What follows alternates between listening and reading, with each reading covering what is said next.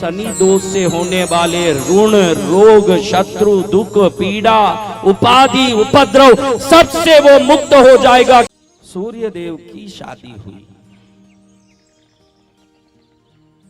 सूर्य देव की पत्नी आई उषा नाम की देवी।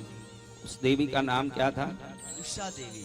सुन लो, ये सब सुनने, ये नाम बोलने से ज्योतिष कहता है कि सूर्य खराब है, थोड़ा जाप करो। आप क्या कर पाते हो? कथाओं में फायदा यही है कि जो हम कर नहीं पाते, गुरु महाराज वो सब नाम हमारे मुंह से निकलवा देते हैं, वो जाप हो जाता। आपने सुना होगा कि सुबह के समय को उषा काल कहते हैं। कितने लोगों ने ये सुना है? उषा काल सबने सुना है? ऐसे फोकट में हाथ नहीं उठाना, सच्ची में ही सुना। तुम लोग तो राजस्थानी भोपे और ताबीज न खंडे ने यही सुने। मैंने ये देखा है, दक्षिण में जितनी शास्त्र आचार और जितना क्रिया विवेक है और ज्ञान है, ऐसा इन प्रांतों में नहीं है। यहाँ खाली ये फोकट के कोई भी मंदिर में घुस जाए, बीड़ी पीने वाला, सिगरेट पीने वाला, कोट पहना हुआ, वो भी जाके शिवलिंग पर अभिषेक करें। हमारे यहाँ तो गर्भगृह से बाहर से ही दर्शन करना, अंदर प्रवेश नहीं है। यहाँ कोई कहीं भी घुस जाएगा। परमात्मा अनंत कृपालु है, तो तू कहीं से बंधन करेगा, जरूर कृपा मिल जाएगी। हाथ लगा के अपनी अशुद्धि उन पर क्यों डालना? अब सूर्य देव की विवाह हुई। देखो, सुबह में जो उषा काल कहते हैं, सुबह सुबह जब सूर्य उगता है एकदम लाल रंग का होता, फिर धीरे धीरे वो स्वर्णरही रंग में बदलता जाता है। ये जो प्रथम लाल किरण है, ये उषा देवी के शरीर से निकलने वाला किरण है। ध्यान रखना, इसको उषा काल कहते हैं। उषा काल यानी सूर्य पत्नी उषा का समय, इसीलिए वो उषा काल है। आज समझ लो, ये क्या काल है? उषा काल। तो अब वो जमाना, भाई तेरी शादी हो गई बेटा, तूने ही तो अभी कुछ रिपोर्ट किया। तुझे मैं बोलता हूं, शादी करने के पहले तूने अपनी पत्नी को देखा, उससे बातें की, सब समझा, बाद में पसंद आई, फिर तय किया। सही है क्या? ये कलयुग है महाराज। इधर लड़का लड़की से ताज होटल में, मेरिडियन में कहीं मिलता है पहले, फिर ये कहता है कि मुझे ऐश्वर्या राय बहुत पसंद है, वो कहती है मुझे अभिषेक बच्चन बहुत पसंद। अरे नालायक, तुम एक दूसरे को पसंद करने गए, वहां दूसरी पसंद की बातें क्यों कर रहे हो? हाँ, आज की औरतों का तो मुझे समझ ही नहीं आता। ये तो मेरे सामने आई है, इसलिए अच्छे से घूंघट पिंगट निकाल के आई है। अभी यहाँ माउंट आबू जाना हो तो यही औरतें जीन्स पैंट पहन के, टी शर्ट पहन के निकलने वाली औरतें। संस्कार आज सिर्फ कथा मंडप तक रह गए। हाँ, कथा मंडप में बहुत जोरदार संस्कार दिखाएगी। यही मैं कई बार देखता हूँ कि इस औरत को कहीं देखा है, हाथ जोड़ के कहती है गुरुदेव आपसे दीक्षा ली ना, गुरु दीक्षा। मैं ही वो मालिनी हूँ। कि मालिनी, तुझे माला पहराऊं, ऐसी कैसी हो गई भाई तू? हाँ, स्वरूप दिखा रही है। इतना ही नहीं, आप ध्यान रखो मेरी माताओं, फेसबुक में माउंट आबू के शिखर पर खड़ी हुई, पत्ती के कंधे में हाथ डाल के, कूलिंग ग्लास पहनी हुई, टी शर्ट जीन्स पैंट पहनी हुई, सेल्फी फोटो फेसबुक में अपलोड कर रही है, I am with my husband in mount Abu. क्या कर रही है? ये तुम लोग करते हो कि नहीं? देख लो, झूठ बोलो तो कोई नहीं करती होती तो बेचारी सीधी है, अनपढ़ है, ऐसा ही है। ज्यादा पढ़े, ज्यादा अनाचार फैल रहा है। कोई गलत समझो, आप जानो।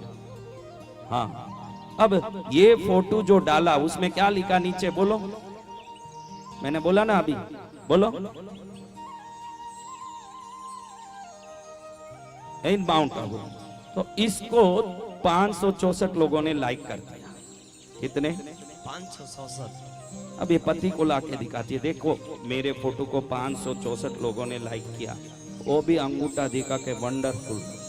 अरे मूर्ख, तेरी पत्नी को तू 564 लोग लाइक करने नहीं लाया है, तू लाइक करने लाया है। और जिसको 564 लोग लाइक करें उसको वेश्या कहते हैं, पत्नी नहीं कहते। पत्नी वो नहीं जिसको 564 लोग लाइक करते होंगे। पत्नी वो होती है जिसको पति लाइक करता होगा। ये संस्कार सब जब मिटेंगे तो भारत की सनातन परंपरा और संस्कृति की सुरक्षा बनी रहेगी। ये जरूरी भी है। खुश हो गए, इनकी पत्नी ने डाला होगा कुछ न कुछ डाला, क्योंकि बदला वहां नहीं ले सकता है तो कम से कम यहाँ हंस के लेता है बदला, कि चलो मैं हंस लेता हूं थोड़ा। जो भी आदमी भजन में ज्यादा कूदे ताली बजाएं तो मैं बहुत अनुभव से जान लिया कि वो भगत नहीं है। जिसके हाथ पैर पत्नी से घर में बंधे हैं वो यहाँ खोल खोल के नाचता है। हाँ, वहां कुछ नहीं कर पाएगा, तो यहाँ आके थोड़ा नाच के दिखाता है कि देखो मैं कैसा हूं, कि पग घुंघरू बांधे मीरा नाचे। तो समझ लो महाराज कि सूर्यदेव की पत्नी मीटिंग हो, फिर सेटिंग हो, फिर शादी रूपी फिटिंग हो, फिर 6 महीने में कटिंग भी हो। वो जमाना नहीं था। बड़े लोग तय करते। आप में भी कोई ऐसी औरत हो सकती है कि शादी के पहले पति को देखा ही नहीं, ऐसे भी कोई अभी हो सकते हैं जो शादी के पहले पति को देखा तक नहीं था। पिता ने जो बोला वही परम वाक्य। ध्यान रखना, रामायण बहुत सुनते हैं और हम राम को आज्ञाकारी मानते हैं। आज भी उस परंपरा में कई भाई बहन हैं जो अपने माता पिता के आज्ञाकारी बनके उन्होंने जिसको दिखाया उसके साथ शादी किया, आज भी है। सत्य। राम ही नहीं आज्ञाकारी, उनका वंश आज सनातन धर्म आज्ञाकारी ही है। देखो इतनी बहन हाथ उठा रही है, हमने हमारे पति को कभी नहीं देखा शादी के पहले। कौन कौन है वैसी बहनें? इन बहनों के लिए ताली बजाओ। और मैं लिख के दे सकता हूं कि इन बहनों के जीवन में ज्यादा खुशी है। इन बहनों के जीवन में ज्यादा खुशी है क्योंकि ये पति कोई नहीं लेके आई, माँ बाप का आशीर्वाद भी लेके आई है। आज के बच्चे बच्चियों में माँ बाप की हाई पड़ती है। माँ बाप किसी को कहें, ये कहें बच्ची को माँ बाप कहते देख बेटी शालिनी, अच्छा बच्चा इससे कर ले। ये बोलती है मेरे को रहमतुल्लाह ही पसंद है। हाँ, ध्यान रखो, जब हमारी बुद्धि विकार से युक्त होगी तभी शरीर पसंद आएगा। किसी को शरीर पसंद आ रहा है तो तुम विकारी हो, संस्कार पसंद आ रहा है तो तुम मनुष्य हो। दोनों में बहुत फर्क है। जय गुरुदेव। इसलिए जब विवेकानंद स्वामी अमेरिका गए तब लोगों ने सोचा कि शूट कोट बूट हैट पहन के कोई सेठ आएगा, लेकिन वो तो भगवा ड्रेस पहन के हम जैसे कोई साधु पहुंच गए। उनको लगा कि you are very simple, we thought you should wear a decent dress. आप बहुत सभ्य रूप से प्रस्तुत होगे, हमने ये सोचा। हमने नहीं सोचा कि आप ऐसे आ जाओगे। विवेकानंद स्वामी आश्चर्य में पड़ गए कि सभ्यता का अर्थ थोड़ी शूट कोट बूट होता है। विवेकानंद स्वामी ने जवाब दिया, भैया अमेरिका वासियों, आपकी संस्कृति को आपका दर्जी तय करता है, भारतीय संस्कृति को हमारा संस्कार तय करता है। दोनों में बहुत फर्क है। भारतीय संस्कृति को हमारा संस्कार तय करता है। भारतीय संस्कृति किसी दर्जी से तय नहीं होती। उदयपुर में भी मैं देखता हूँ, इन प्रांतों में, मालवा में, मेवाड़ में लोग बड़े शूट कोट बूट पहन के बड़े यूं रोब से आते हैं। ध्यान रखो, किसी दिखावे से ज्यादा आपके अंतर मन खुश है या नहीं टटोलो। वो खुशी का सही रास्ता किधर है उसमें चलो, तब जीवन सार्थक होगा। अब उषा देवी तो माता पिता ने तय कर दिया, शादी हो गई, आ गई। कभी सोचा नहीं था कि सूर्य इतना गर्म होगा। आपने कभी देखो, गर्मियों में आप लोग एसी लगा के सोते हो तो मिलियन किलोमीटर, कई मिलियन किलोमीटर दूर जो सूर्य बैठा उधर ही पहुंच जाए तो क्या हो।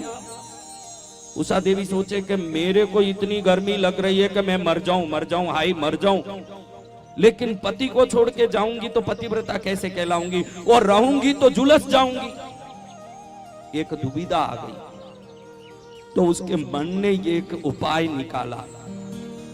उषा देवी अपने ईश्वरीय ऊर्जा को उपयोग करके अपने शरीर से एक प्रतिरूप निकाला। जैसी उषा देवी वैसा ही रूप। उस रूप को आज्ञा देती है कि मैं पति की गर्मी सहन नहीं कर पा रही हूं, तुम मेरी रूप होने से छाया हो। छाया को कोई नहीं जला सकता। देखो, अग्नि में आप हाथ डालो तो जलोगे कि आपकी छाया जलेगी? तो इसकी छाया बना के बोली कि तुम छाया हो, जलोगी नहीं, लेकिन मेरी जगह तुम सेवा करती रहना, क्योंकि मैं पतिव्रता हूँ, सेवा छोड़ नहीं सकती, लेकिन पति के सामने टिक भी नहीं पा रही हूँ, तुम सेवा करना, मैं मेरू पर्वत में जाके साधना करूंगी। ये कथा से संबंधित बात नहीं है, लेकिन आपको बता दूं कि उषा देवी मेरू पर्वत के चरण में जाके तटस्थ में वहां जाके तलहटी में साधना की, घोड़ी बनके। क्या बनके?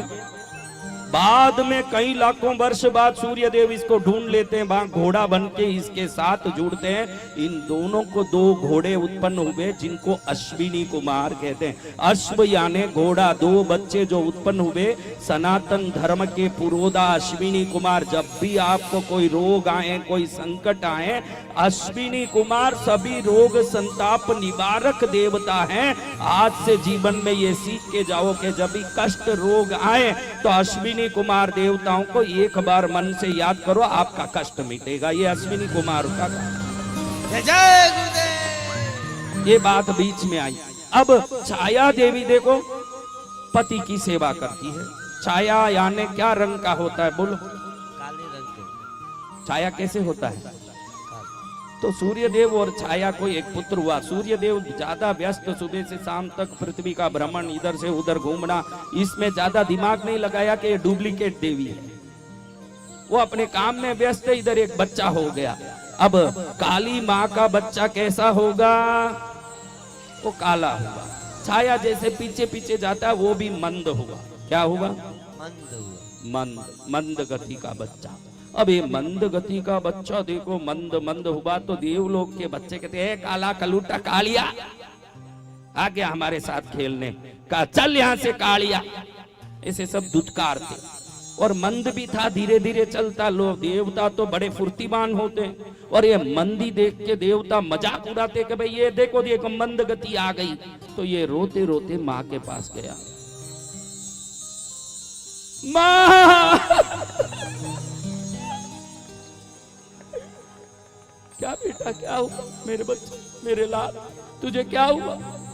सब बच्चे मुझे दुत्कारते, अपमानित करते, मेरे को तुमने काला क्यों जन्म दिया? सब मेरे मजाक उड़ाते, मैं बाहर ही नहीं जाऊंगा। मेरा बाप सूर्य पूरी दुनिया को प्रकाशित करता ना, तू मेरे को काला पैदा की, तेरी गलती को मैं भुगतता हूं। हम लोग भी कभी कभी माँ बाप पर उंगली उठाते हैं। इसमें कोई ऐसे नहीं है जो अपनी माँ को जीवन में एक बार नहीं कहे होंगे, भले ही महिला हो कि आदमी हो कि लड़की हो कि लड़का, सबने एक बार तो माँ को कहा ही है कि ये भोजन कौन करेगा, ऐसा भोजन। एक बार तो ये बात सबने सुनाई है। सुनाई बेटा, ये उपमा कौन खाएगा, ये ढोकला कौन खाई थारा हाथरा? सत्य वचन गुरुदेव। हाँ, सत्य वचन बोला हुआ। हंसो या रो ये सत्य है। आप हंसो या रोवो, हमको किधर क्या कहना ये विवेक नहीं। आज आपको एक छोटी विवेक देना चाहता हूं मैं। कौन मेरे से विवेक लेगा? सभी लेंगे। हाँ तो ये ले लो मेरा विवेक। देखो मेरी आंख में थोड़ी कहीं न कहीं दृष्टि बाधा है, तभी तो मैंने चश्मा पहना है। हाँ तो समझो, आंख खराब हुई, चश्मा आया। पहले आंख आया कि पहले चश्मा आया? आंख है। अब मेरा पावर और घट गया आंख का, तो डॉक्टर स्क्रू ड्राइवर लेके मेरे आंख खोदेगा, सही है? तो आंख में ही तो खराबी है, खोदे आंख को क्यों नहीं? अब क्या करेगा डॉक्टर अगर मेरा पावर और बढ़ गया तो? अरे मूर्खों, कैसे? खराब आंख है तो आंख को ही खोद के निकालना चाहिए, चश्मे को क्यों रिपेयर करते हैं? ध्यान रखना, आंख पहले आया, उसमें अगर गलती भी होगी तो रिपेयरी चश्मे की होगी। बाप पहले आया, उसमें गलती भी दिखे तो भी रिपेयरी बेटे के ही होगी, बाप की नहीं होगी। जय जय गुरुदेव। बाप की रिपेयरी नहीं होती, आपकी रिपेयरी होने वाली है। क्या चश्मे की रिपेयरी होती है कि आंख की रिपेयरी? चश्मे की रिपेयरी। पहले कौन सा आया? पहले कौन सा आया? पहले आंख, और दोष भी किस में है? आंख में। आपके माँ बाप में दोष भी दिखता है तो उनको इसलिए प्यार करो कि लाख दोष होते हुए भी इस शरीर के दाता वही हैं। उनके बगैर तो ना शरीर होता, ना प्राण होता, ना जीवन होता। इसलिए हर हालत में माँ बाप को प्यार करना है, ये होशियारी आनी है। जय गुरुदेव। हर हालत में माँ बाप को प्यार करना। एक मिनट अपनी जन्म देने वाली माँ को याद करो, उसका नाम को मन में बोल के प्रणाम करो उसको। ये कथाएं सिर्फ शिव विष्णु के नहीं है, ये कथा हमारी संस्कार की कथा है, ये हमारे जीवन की सुधार की कथा है।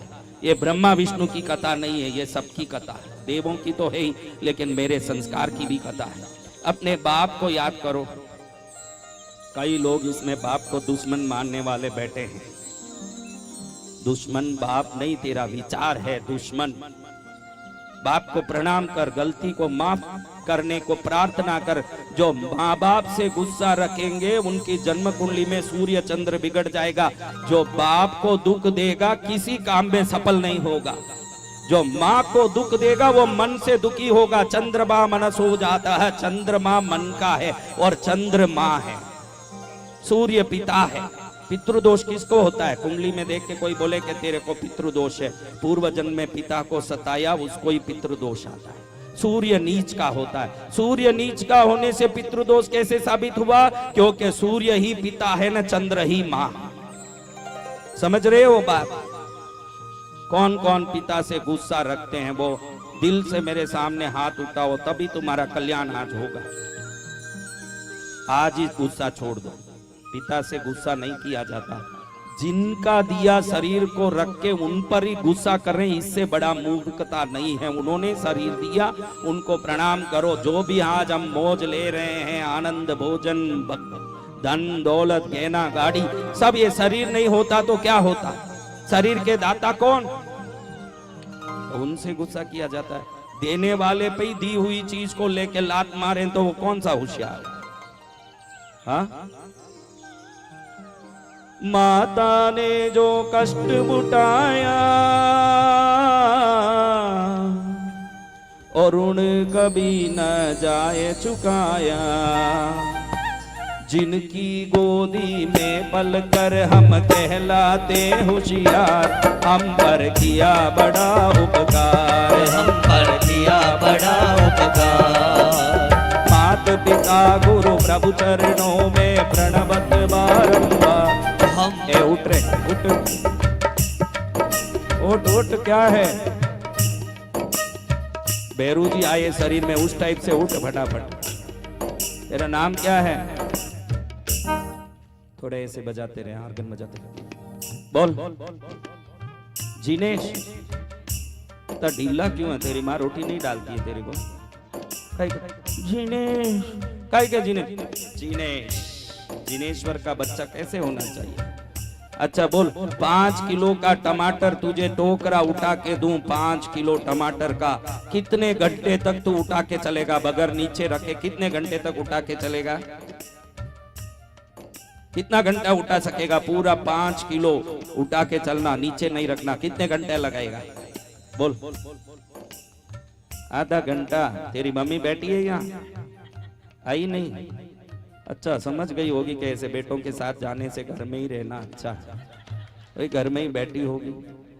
लेकिन माताओं, आपको मैं प्रणाम इसलिए करता हूँ, ये बच्चा कहता है कि 5 किलो टमाटर को आधा घंटे से ज्यादा उठा नहीं सकता। उस 5 किलो के वजन को पेट में 10 महीना उठाने वाली माँ, तुझे मेरा प्रणाम है, तुझे मेरा नमस्कार है माँ।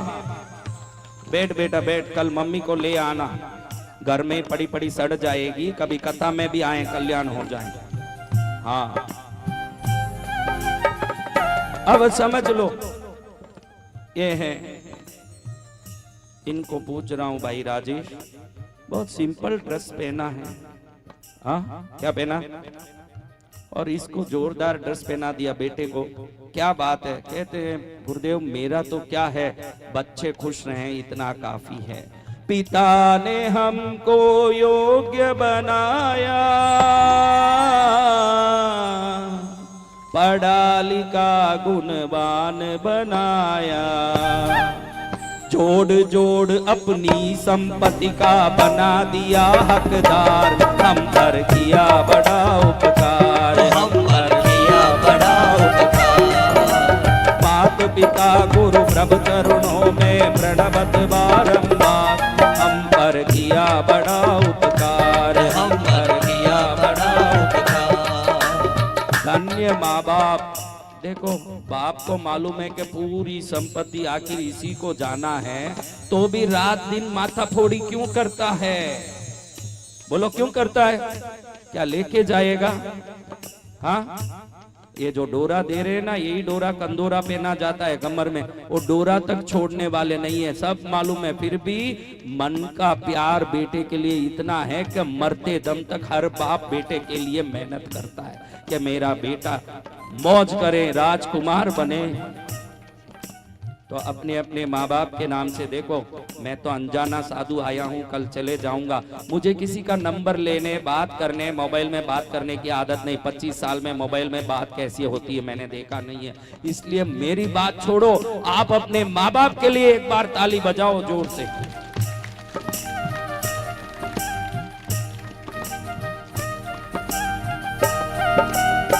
चलो कथा सार्थक हुआ मेरा, कम से कम वो माँ बाप जो आज हैं या नहीं हैं आपके, उधर से देख के खुश होते होंगे कि ये बच्चे हमारे नाम से ताली बजाते। ऋषिकेश आप गए होंगे, कई लोग गंगा में डुबकी लगाते हैं, कहते हैं हर हर गंगे। क्या कहते हैं? हर हर गंगे। वहीं कई लुच्चे पिकपॉकेट चले जाते हैं, पिकपॉकेट मारने वाले, पॉकेट मारी, वो वहां जाके ये गंगा में नहाने वाले जो कपड़ा खोल के रखे हैं साइड में उधर किनारे, उसमें से पर्स उठा के भाग जाते हैं।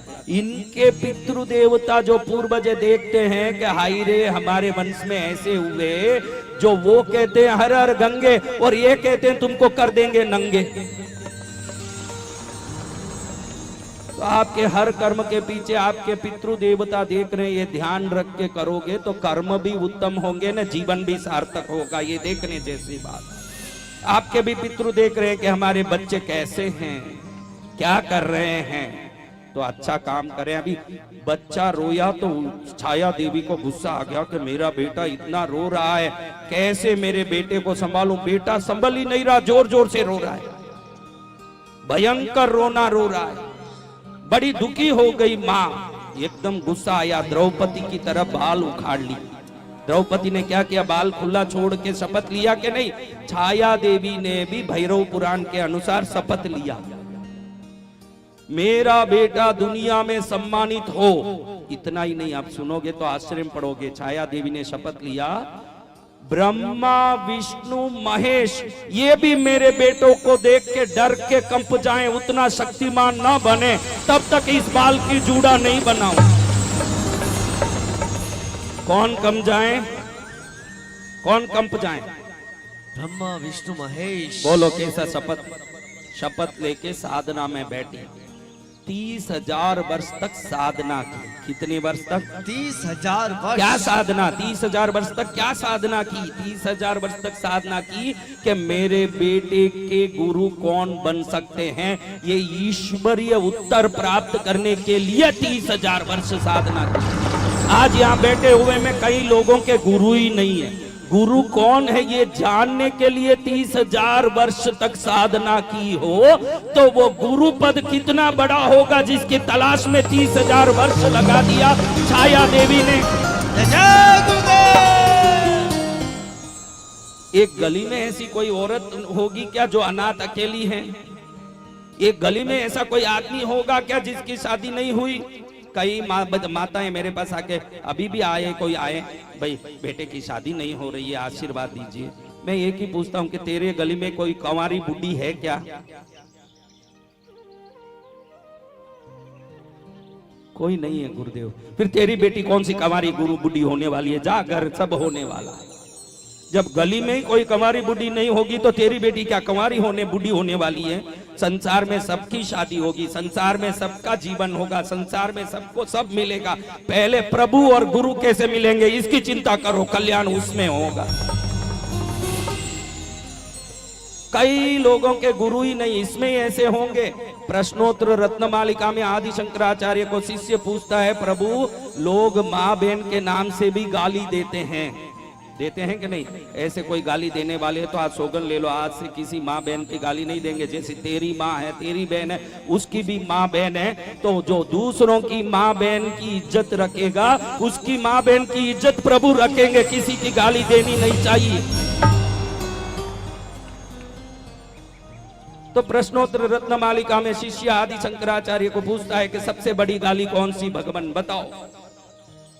माँ बहन की गाली से भी कोई बड़ी गाली है क्या? तो आदि शंकराचार्य कहते हैं बड़ी गाली है भाई, सबसे बड़ी गाली है किसी को देख के तुम कह दो नगरो। क्या कह दो? नगरो, यानी तेरा कोई गुरु नहीं है। इससे बड़ी गाली संसार में ही नहीं है। मैं नहीं कह रहा हूं, आदि शंकराचार्य कह रहे हैं। इसलिए मैंने सोचा कि कल मैं यहाँ गुरु दीक्षा दे के ही जाऊं जिसको लेना है, क्योंकि कोई नगरा बन के बड़े गाली के अधिकारी न बन जाए। सबसे बड़ी गाली कौन सी? नगरो। हाँ, गुरु भी ऐसे होना जो कभी किसी से पैसा नहीं मांगता हो। ऐसे नहीं पानी पीजे छान के, न गुरु कीजे जान के। मैं कथा कर रहा हूँ 11 लाख लूंगा। आजकल मैं देख रहा हूँ करोड़ों रुपया लेके कथा करते, राम का नाम बेचते। नाम बेचा नहीं जाता, पैसे से खरीदा भी नहीं जाता। भक्ति करके ही भगवान की तृप्ति प्राप्त कर सकते हैं। ये ध्यान रखने जैसी बात। स्त्री से शारीरिक संबंध रखने वाले को गुरु नहीं मानना चाहिए। जो स्वयं अंधकार में है वो तुमको क्या तारेगा? स्वयं पैसा ले वो तुमको क्या तारेगा? ये सब नियम देख के पानी पीजे जान के, न गुरु कीजे जान के। चलो, तो छाया देवी ने 30,000 वर्ष तक साधना की बेटा। क्या जानने के लिए? 30,000 वर्ष के बाद ब्रह्मा जी प्रकट हुए सामने। प्रकट होके कहते हैं छाया देवी किस लिए याद किया? मेरे बेटे सूर्य पुत्र को कौन गुरु बन के तार सकता है प्रभु? मैंने आपका ही नाम लेके सौगन लिया है कि ब्रह्मा भी डर जाएं, ऐसे मेरे बेटे में शक्ति आना। ब्रह्मा जी आश्चर्य पड़ गए कि मेरे से भी बलवान बच्चे को शक्ति प्रदान करने मेरे से ही मांग रही है कि गुरु कौन है बताओ। ब्रह्मा जी ने याद करके बोला, देखो संसारिक विद्या सिखाने के लिए कई गुरु होते हैं। आप लोग स्कूल में पढ़े हो, maths, English, geography, history, ADM साहब भी कुछ पढ़ के आए होंगे। तो ये सब पढ़ाई सिखाने वाले लौकिक गुरु कहे जाते हैं। क्या कहे जाते हैं? लौकिक यानी संसार की विद्याएं सिखाने वाले। अब ये हैं लोकोत्तर गुरु। कौन से गुरु? लोकोत्तर गुरु। योग, साधना, आत्म साधना, चक्र साधना, ये सब सिखा के परलोक की प्राप्ति करने की, मुक्ति प्राप्त करने की विद्या। तुझे कौन सी चाहिए छाया बताओ? तुझे कौन सी विद्या चाहिए? कौन से गुरु चाहिए? छाया कहती है प्रभु मेरा बेटा सब विद्याओं में पारंगत हो, वो किसी पर हाथ लगा दे तो उनको मुक्ति भी प्राप्त हो जाए। लोकोत्तर, लौकिक, परलौकिक, इहलौकिक, अनंत विद्या, सब विद्या सिद्ध साधक बने मेरा बेटा, ये मैं चाहती हूँ। ब्रह्मा जी आश्चर्य पड़ गए। शिव के पास अनेक विद्या है लेकिन वो गुरु नहीं बनेंगे। विष्णु के पास अनेक विद्या है, वो गुरु नहीं बनेंगे। मैं गुरु बनता नहीं हूँ। ब्रह्मांड की सभी विद्या हो, पारलौकिक, इहलौकिक, लौकिक, लोकोत्तर, और साथ में वो गुरु भी बने तो तीनों लोकों में 33 कोटि वर्ग में कोई देवता नहीं इतने सक्षम, इतने शक्तिशाली। एक ही हैं ऐसे जिनका नाम है भैरवनाथ महाराज। उनका शिष्य तेरा बेटा बनेगा। जय गुरुदेव। हाँ, लोग सोचते हैं कि किसी तीर्थ के गोखला में बैठे हैं, भैरू जी कब आए होंगे। अरे अनंत युगों पहले सूर्य पुत्र को शिष्य बनाए हुए हैं भैरवनाथ। अब भैरवनाथ के चरण में वंदन करने के लिए छाया देवी ब्रह्मदेव से आशीर्वाद लेके पहुंचती है कि मेरे बेटे को लेके ब्रह्मदेव की शिष्य बना दूंगी। ब्रह्मदेव की कि भैरवदेव की? तो सुन ही रहे हो। हाँ हाँ, श्री लाल। अब भैरव लोक में पहुंची, देखती है कि भैरव लोक में विस्तार इतना बड़ा है कि अपना जो पृथ्वी है 1,08,00,000 पृथ्वी समा जाए, इतना बड़ा तो भैरव लोक है। कितना? 1,08,00,000 पृथ्वी, हमारी जो पृथ्वी है, अर्थ जिसको कहते हैं, भूमि, भूमि जिसको कहते हैं पृथ्वी, 1,08,00,000 पृथ्वी घुस जाए, इतना बड़ा भैरव लोक। बाहर देखो तो 7 वलयों में पहरेदार है। प्रथम वलय में 32,64,00,000 क्षेत्रपाल सेवा दे रहे हैं, उनको प्रणाम करके आज्ञा लेती है मुझे अंदर जाने दो। सूर्य पत्नी है ये जानने के बाद ही उसको अंदर छोड़ते हैं। वो 32,64,00,000 क्षेत्रपाल देवता दूसरे वलय में प्रवेश करती है तो भूत बेताल पिचाच आदि भैरव गण खड़े हैं 320,64,00,000। ये सबको पार करके एक एक को अंदर जाती है तो अंदर 7वें वलय में विशाल स्वर्ण भवन, क्या है? विशाल स्वर्ण भवन। वो एक महल कितना बड़ा है? शास्त्र कहता है 8 करोड़ पृथ्वी जिसमें समा जाए इतना बड़ा वो भवन है। उस भवन के अंदर भगवती भैरवी माता को गोद में बैठा के भोग मूर्ति बन के स्वर्णाकर्षण रूप स्वरूप धारण करके श्री भैरवनाथ हाथ में खड्ग, त्रिशूल, पास, अंकुश, कपाल, डमरू आदि समस्त चीजों को लेके बैठे, जाके हाथ जोड़ती है। सूर्य पत्नी छाया देवी भैरव देव स्वागत करके कहते हैं कि सूर्य पत्नी स्वागत है, क्या बात है, किस लिए आई? प्रभु मेरे बेटे को आपका शिष्य बनाना है, संसार में दुखी है प्रभु, मेरा बेटा अपमानित हुआ, मैंने शपथ लिया है कि मेरा बेटू विश्व में सर्वोत्तम शक्तिमान बनेगा, तभी ये जूड़ा बनाऊंगी, मेरा मान आपको ही रखना है प्रभु, आपको कोटि कोटि बार वंदन करती हूँ, मेरे बेटे को शिष्य बना लो प्रभु। क्या रे बेटा, मेरा शिष्य बनेगा? बांधूंगा, मैं बांधूंगा। बोलने नहीं आता, तोतला है बच्चा, अच्छा बन लेगा। बच्चे की नादानी देख के प्रभु खुश हो गए। ध्यान रखना, संसार में अपनी होशियारी दिखाना, जब भी मंदिर जाते हो नादान बन के जाना, क्योंकि ईश्वर होशियार लोगों के नहीं है, नादान लोगों के ईश्वर है। जय गुरुदेव। वहां जाके ज्यादा होशियारी दिखाने पहुंच मत जाना कि मैं कितना होशियार हूं। तेरी होशियारी पूरी उनकी दी हुई है जिन्होंने होशियारी दी, जिन्होंने शस्त्र सिखाया, उनके पास ही शस्त्र विद्या दिखाएगा तो निश्चित मात खा जाएगा, क्योंकि कोई भी गुरु एक विद्या तो छुपा के ही रखते। सावधान रहना पड़ेगा, नादान बन के ही जाना। भैरव जी खुश हो गए, बेटा तेरी नादानी देख के मैं खुश हुआ, तू आज से मेरा शिष्य, मेरे पास रहे। 40 लाख वर्ष तक उस बच्चे को भैरव जी ने शिक्षा दिया। कितने वर्ष तक? 40 लाख पूरे 40 लाख वर्ष पूरे हुए। उसके बाद भैरवनाथ ने कहा, बेटा तेरी माँ को बुला, आज तेरी विद्या पूरी हो गई। बेटा देखे तो जैसे जवान लड़का जिसमें अंदर से ऊर्जा प्रस्फुटित हो गई हो, तेज प्रस्फुटित हो गए हो, अंग उपांग सर्वोत्तम उभर के आए हो, बाल बाल में रोशनी खिलती हो, चेहरे में तेज आया हो, मुख में उत्साह आया हो, हाथ पैर चंचल हो के नाच रहे हो, और अनंत कृपादायक भैरव को गुरु बनाने का परम आनंद कण कण में उसके जीवन में बरस रहा हो, ऐसा बेटा अद्भुत रूप लेके माँ को याद कर रहा है, माँ आओ अब जाना है हमको। इतना बोलने मात्र से ही वो देवी वहां प्रकट हुई। कौन सी देवी? छाया देवी। हाँ, ये नाम सब बोलते रहो, इस नाम से हमारा दुख मिटेगा।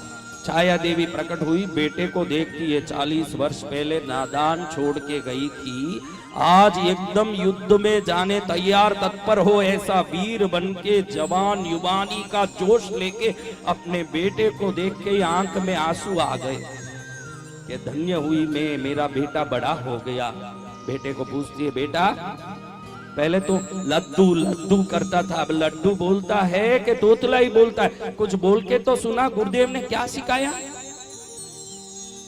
क्या नमामि, बेटा सुना रहा है, माँ को सुनना है क्या? माँ सुनना है तो दूसरा कुछ नहीं सुनाऊंगा। ये वो दरबार है जहां उनकी ही महिमा बोलने से फायदा है, मैं दूसरों की बात क्या करूं, मेरे गुरुदेव की ही महिमा सुनाता हूं, तुम सुन लो माँ। मैं कैसे बोलता हूं ये भी तुमको मालूम पड़ जाएगा, और इनकी महिमा अनंत कोटि ब्रह्मांड के नायक हैं ये भी मालूम पड़ जाएगा आपको, सुन लो आप। भक्त भक्त्या नमामि बटुकं तरुणं त्रिनेत्रं कामप्रदान वरकपाल त्रिशूलदण्डान् भक्तार्तिनाशकरणे ददतं करेषु तं कौस्तुभाभरणभूषित दिव्यदेहं तीक्ष्णदं च महाकाय कल्पान्तदहनोपम भैरवाय नमस्तुभ्यमनुज्ञां दातुमरसि करकलितकपालः कुण्डली दण्डपाणि तरुणतिमिरनीलोप्यालयज्ञोपवीति क्रतु समय सपर्या विघ्न विच्छित्ति हेतुर्जयति भटुकनाथः सिद्धिदः साधकानां वन्दे बालं स्फटिक सदृशं कुण्डलोद्भासिवक्त्रं दिव्याकल्पैर्नवमणिमये किङ्किणी नूपुराढ्यं दीप्ताकारं विशदवदनं सुप्रसन्नं त्रिनेत्रमस्ताग्राभ्यां बटुकमणिसं शूलदण्डौददानम् उद्यद्भास्कर सन्निभं त्रिनयनं रक्ताङ्गरागस्रजं स्मेरास्यं वरदं कपालमभयं शूलं ददानं करैः नीलग्रीवं दारभूषणगणं सीतां जुगण्डोद्बलं बन्धूकारुणवाससंवयहरं वन्दे महाभैरवं ध्यात्वा नीलाद्रिकान्तं सतिसकलधरं मुण्डमाला महेशं दिग्वस्त्रं पिङ्गकेशं डमरुमतक्षुणीं खड्गशूलाभयानि नागं घण्टां कपालकरसरसिरुहे बिभ्रतिं भीमदंष्टं सर्पाकल्पं त्रिनेत्रं मणिमयबलसत्किङ्किणी नूपुराढ्यं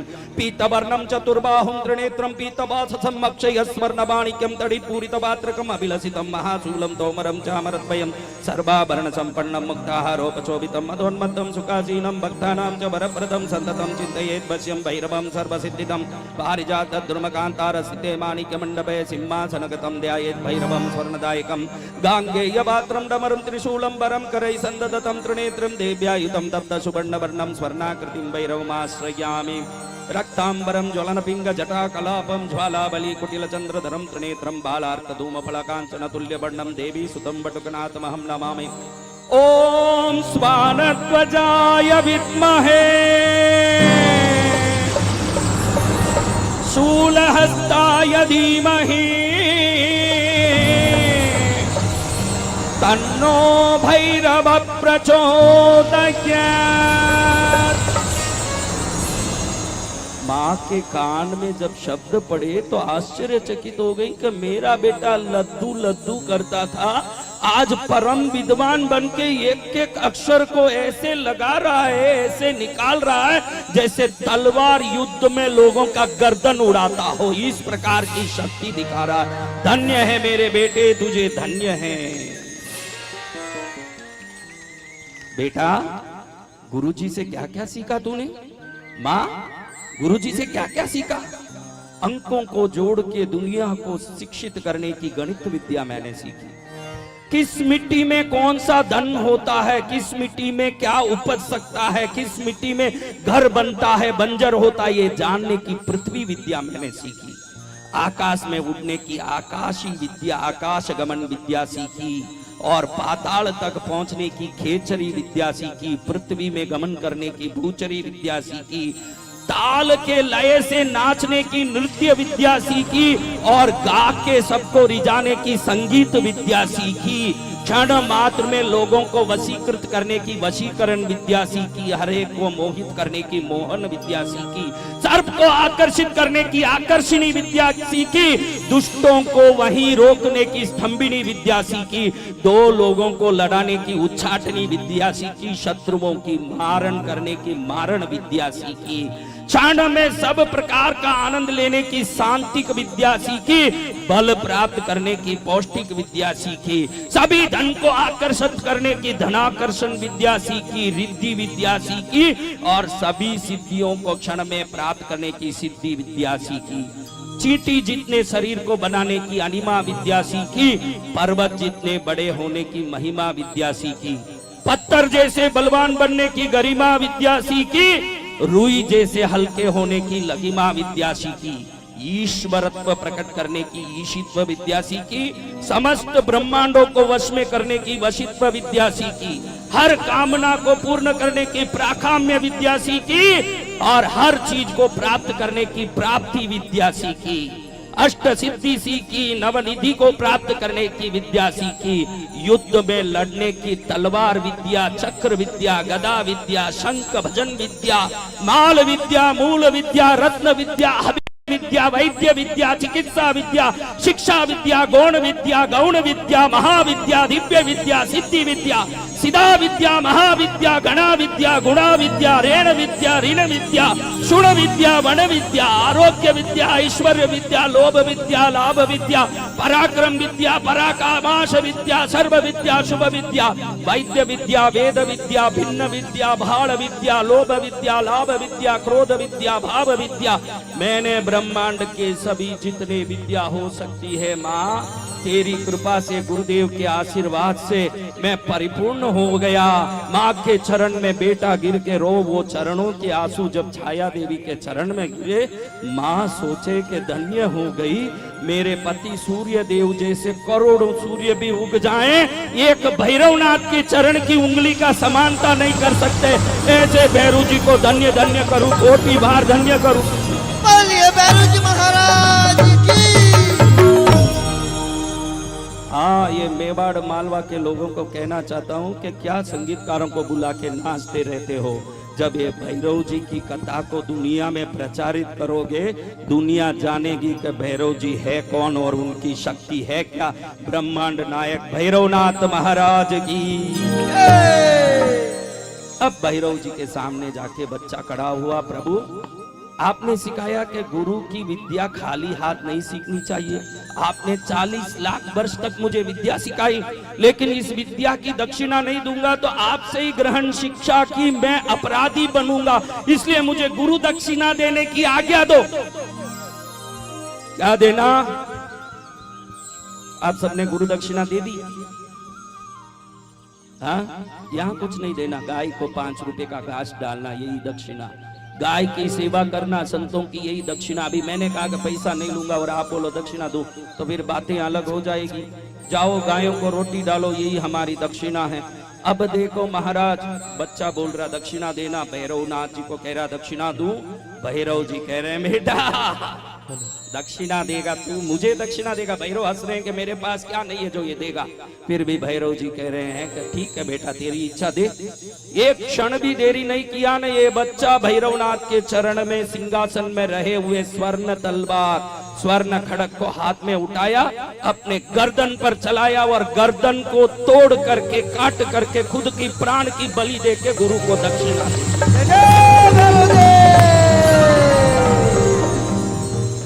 ये देखते ही मां घबरा गई। बेटा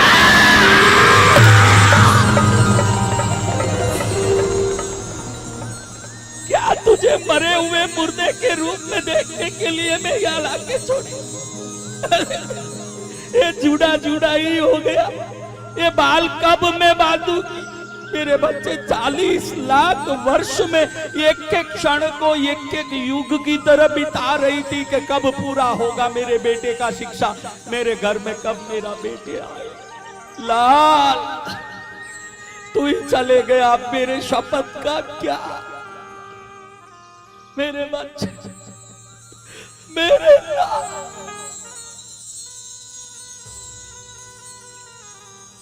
मां तड़प तड़प के रो रही है। इतने में भैरव जी ने अट्टहास किया। भयरहित कर्णम इति भैरवम, भयंकर अट्टहास करें। उनका नाम क्या है? भैरव जी ने अट्टहास किया, हाथ उठाया, हाथ से रोशनी निकली। निकली हुई रोशनी क्षण मात्र में दड़ और सिर दोनों एक हो गए, अंदर प्राण आ गया। भैरव की शक्ति ने ऐसा काम किया कि वो सूर्य पुत्र वापस जीवित होके खड़ा हो।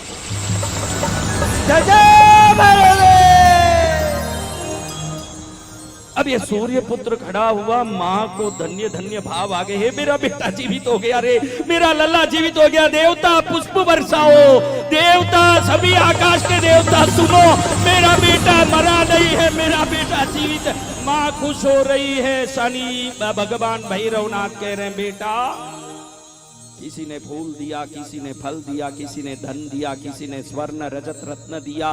दुनिया में मुझे दक्षिणा देने वाले बहुत हुए। कोई मुझे सिंदूर और तेल लगा के मेरे सिर पर डोलते हैं, कोई इमरती और चूरमा चढ़ा के मुझे खुश करने की कोशिश करते हैं। तू पहला वो बच्चा है जिसने प्राण की दक्षिणा दी। लेकिन ध्यान रखना, मैं भी भैरव हूँ। मुर्दे भी जहां आके जीवित हो जाते हैं उसी को भैरवनाथ कहते हैं, ये ध्यान रखना। जहां जाने के बाद मुर्दों में प्राण आ जाए, वो प्राण दाता को दुनिया भैरवनाथ कहती है। ध्यान रखना बेटा, मेरे सामने किसी ने प्रार्थना की, उनकी कोई प्रार्थना आज तक खाली नहीं गई। तेरी माँ ने एक प्रार्थना की थी कि ब्रह्मा विष्णु महेश भी जिनको देखने से कांप जाएं, ऐसी शक्ति बने। लेकिन मैं वो आशीर्वाद दिया नहीं था, लेकिन अब तेरे बलिदान से मैं प्रसन्न हूँ, आशीर्वाद देता हूँ। आकाश मंडल में 8 ग्रह संचरित हो रहे हैं। आज मैं वरदान देता हूं, आज से चिरकाल पर्यंत जब तक अनंत कोटि युग होंगे तो 9वां ग्रह बनेगा। और सबका मंगल करने वाला शिव स्वरूप में भैरव आशीर्वाद दे रहा हूं कि तू भी सभी चीजों में सक्षम होने के कारण आज से तेरा नाम मैं शनि रखता हूं। इस दुनिया में ब्रह्मांड नायक तीनों लोग आज से तुझे शनि बुलाएंगे।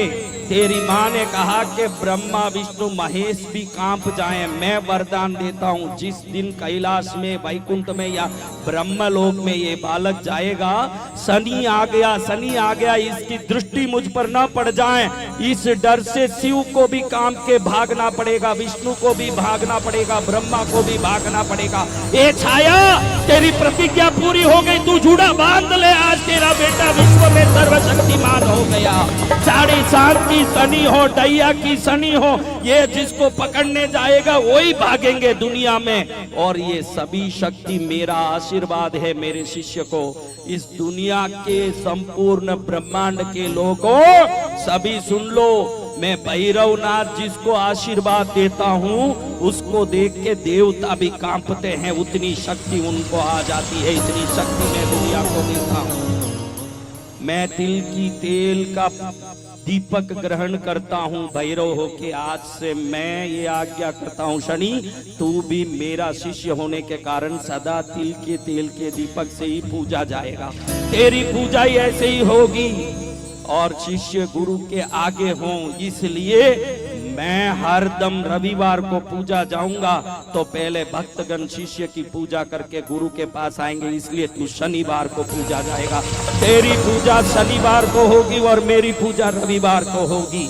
और मुझे जो जो उड़द की चीजें पसंद है, तेरे ऊपर भी लोग वही काले उड़द से अभिषेक करेंगे। जिस काले उड़द को मैं अति प्रिय मान के खाता हूँ, वही उड़द तुझे भी प्रिय होगा। जो गुरु की चर्या है वही शिष्य की चर्या होनी चाहिए, तभी वो गुरु का शिष्य निहाल होगा। इसलिए जो जो चीजें मुझे पसंद वो सब तू ग्रहण कर, और जो मेरा नाम लेते हैं उनको अपने जीवन में कभी कोई प्रकार से तकलीफ मत देना। ये मेरी आज्ञा और मेरा आदेश है। जो भैरवनाथाय नमः कह दें उनको कभी तेरे जीवन में उनकी तरफ ही नहीं मुड़ना। भले उनको 7.5 की शनि जन्म कुंडली में लगी हो, लेकिन प्रत्यक्ष रूप से तू उनको परेशान नहीं करेगा। मैं भैरवनाथ ये आदेश तुझे देता हूँ, हे शनि तू भी ब्रह्मा को, विष्णु को, महेश को जैसे महेश्वर कहते हैं, वैसे तुझे भी आज शनि नहीं कहते हुए दुनिया तुझे शनीश्वर कहेगा। तुझे भी ईश्वर पद में देता हूँ। ग्रहों में तू एक ही होगा जिसको ईश्वर पद प्राप्त होगा, और तू स्वयं ईश्वर की तरह दुनिया में राज करेगा। जैसे जैसे कलयुग बढ़ते जाएगा वैसे वैसे गांव गांव में तेरे मंदिर और मूर्तियां बढ़ती जाएगी, तेरी पूजा और भक्ति होगी। कोई एक बार भी दिल से भैरवनाथाय नमः बोल दिया, उसी समय शनि दोष से होने वाले ऋण, रोग, शत्रु, दुख, पीड़ा, उपाधि, उपद्रव सबसे वो मुक्त हो जाएगा, क्योंकि भैरव नाम के अंदर शनि बंधा हुआ है। इसका ध्यान रखना सदा। ऐसे शनि देव को शनि नाम शनीश्वर पद देने वाले भैरव के चरण में 40 लाख वर्ष तक जब शनि ही रह के शिक्षा प्राप्त किए हैं, तो ऐसे अखिल कोटि ब्रह्मांड नायक श्री भैरवनाथ की महिमा को सर्व जगत माने, जाने, पूजे, उनका कल्याण निश्चित होता है। ऐसे भैरवनाथ को प्रणाम करके ओम जय भैरव स्वामी प्रभु तुम अंतरयामी, काल कपाल कलानिधि तुम त्रिभुवन गामी। ओम जय भैरव स्वामी तुम त्रिलोक के मालिक, खंड चंद्रधारी स्वामी खंड चंद्रधारी, शिव स्वरूप का बाली भक्तन अगहारी। ओम जय भैरव स्वामी कर त्रिशूल मोर डमरू, पर मन मोहे स्वामी का पर मन मोहे, मणिमय किंकिनी नूपुर चरण कमल सोहे। ओम जय भैरव स्वामी स्वच्छ स्फटिक सम